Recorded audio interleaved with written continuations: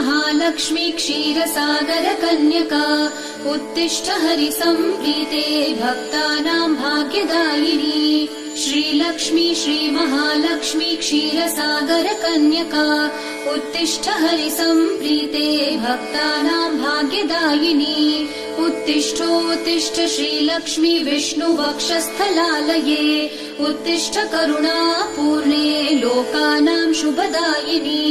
उत्तिष्ठोत्तिष्ठ श्रीलक्ष्मी विष्णुवक्षस्थलालये उत्तिष्ठ करुणापूर्णे लोकानां शुभदायिनी। श्रीपद्ममध्यवसिते वरपद्मनेत्रे श्रीपद्महस्तचिरपूजित पद्मपादे श्रीपद्मजातजननी शुभपद्मवक्त्रे श्रीलक्ष्मी भक्तवरदे तव सुप्रभातम्। श्रीपद्ममध्यवसिते वरपद्मनेत्रे श्रीपद्महस्तचिरपूजित पद्मपादे श्रीपद्मजातजननी शुभपद्मवक्त्रे श्रीलक्ष्मी भक्तवरदे तव सुप्रभातम्। जाम्बूनदाभसमकान्ति विराजमाने तेजोस्वरूपिणि सुवर्णविभूषिताङ्गी सौवर्णवस्त्रपरिवेष्टित दिव्यदेहे श्रीलक्ष्मी भक्तवरदे तव सुप्रभातम्। सर्वार्थसिद्धिप्रद विष्णुमनोनुकूले सम्प्रार्थिताखिल जनावन दिव्यशीले दारिद्र्य दुःख भयनाशिनि भक्तपाले श्रीलक्ष्मी भक्तवरदे तव सुप्रभातम्।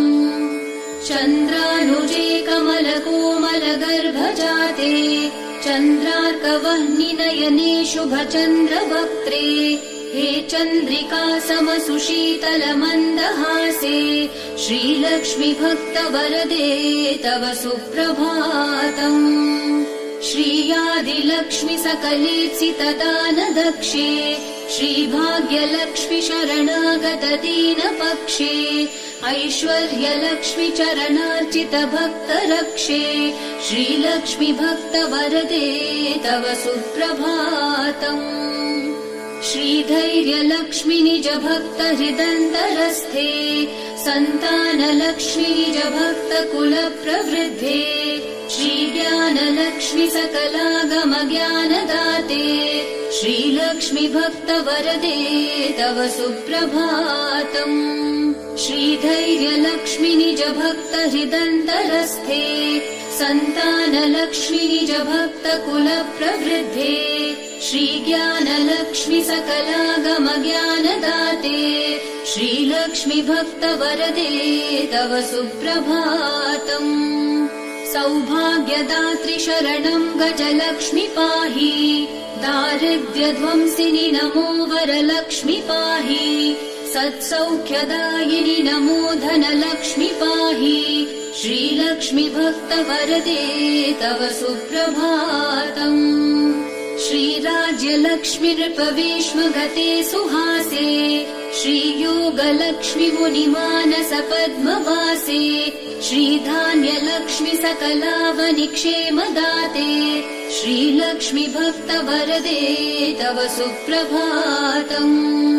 श्रीराज्यलक्ष्मी नृपवेश्मगते सुहासे श्रीयोगलक्ष्मी मुनिमानस पद्मवासे श्रीधान्यलक्ष्मी सकलावनि क्षेमदाते श्रीलक्ष्मी भक्तवरदे तव सुप्रभातम्।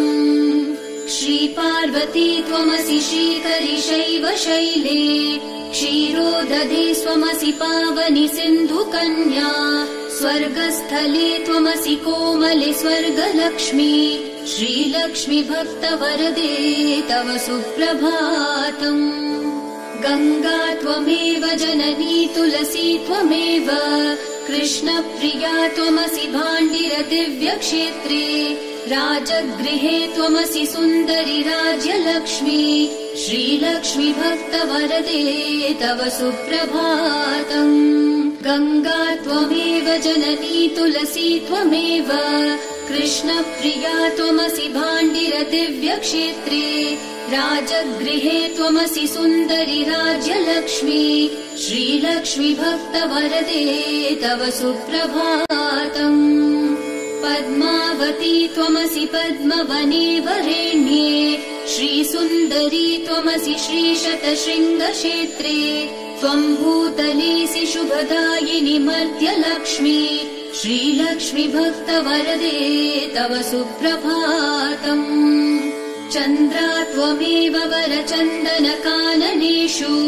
देवी कदम्ब विपिनेसि कदम्बमाला त्वं देवी कुन्दवनवासिनि कुन्ददन्ती श्रीलक्ष्मी भक्तवरदे तव सुप्रभातम् श्रीविष्णुपत्नि वरदायिनि सिद्धलक्ष्मी सन्मार्गदर्शिनि शुभङ्करि मोक्षलक्ष्मी श्रीदेवदेवि करुणागुणसारमूर्ते श्रीलक्ष्मी भक्तवरदे तव सुप्रभातम् श्रीविष्णुपत्नि वरदायिनि सिद्धलक्ष्मी सन्मार्गदर्शिनि शुभङ्करि मोक्षलक्ष्मी श्रीदेवदेवि करुणागुणसारमूर्ते श्रीलक्ष्मी भक्तवरदे तव सुप्रभातम् अष्टोत्तरार्चनप्रिये सकलेष्टदाते हे विश्वमाते सुरसेवितपादपद्मे